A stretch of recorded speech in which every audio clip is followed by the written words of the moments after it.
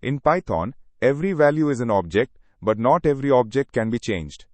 Understanding which ones can and which ones cannot will save you from some of the trickiest bugs beginners face. Think of objects as boxes in memory. An immutable box is sealed. You can never alter what is inside. A mutable box has an open lid. You can reach in and change its contents whenever you like.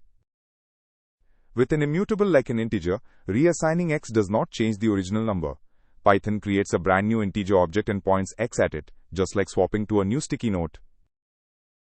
Here is the program we will trace line by line. The top half shows an integer, immutable. The bottom half shows a list, mutable. Watch closely how each one behaves when we try to change it.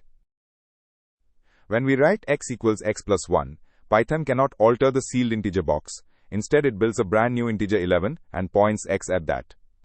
The variable y is unaffected. It still points to the original 10.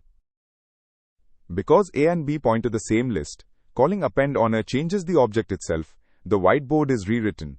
When we print b, we see the updated list too. 1 mutation, 2 names surprised. Running the code confirms everything we traced. The integer y stayed at 10, while x moved to 11. But the list b shows 4 elements, identical to a, because both names share one mutable object. Here is the trade-off side by side.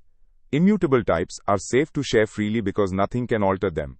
Mutable types are flexible and efficient, but sharing them means every name sees every change. Every time something changes unexpectedly, ask yourself, is this a mutable object and do 2 names point to it? That single question resolves the majority of confusing Python bugs beginners encounter.